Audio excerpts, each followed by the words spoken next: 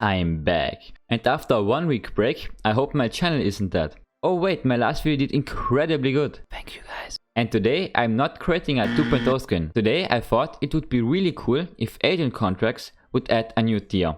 Like for myself, I nearly finished every agent contract, and yeah, I also have to admit I don't have a life, but many of you also don't. Looking at you, level 780 euro. What the fuck is going on? So today I decided to make a Killjoy Phantom to expand the agent contracts.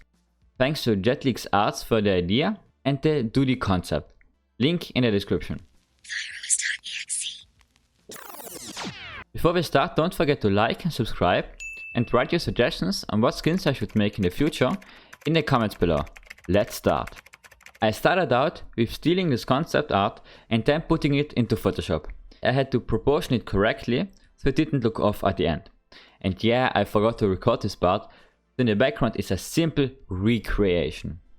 After that was done, I put the reference into Blender, my 3D software of choice. There I started out with a plane. This plane quickly turned into... Okay, I'm not saying this joke again. But you see it, don't you?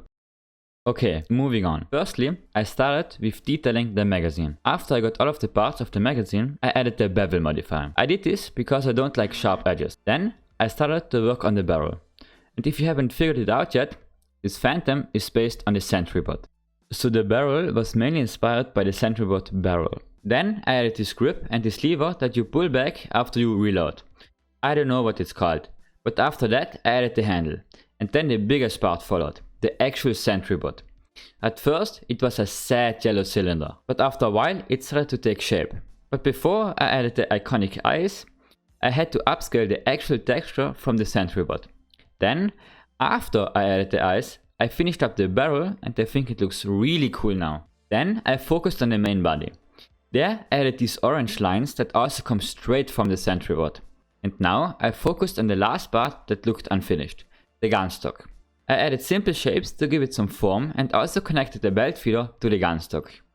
After that I added a small screen to the magazine to display how many bullets it has. I added this because I thought the magazine looked a bit empty on its own.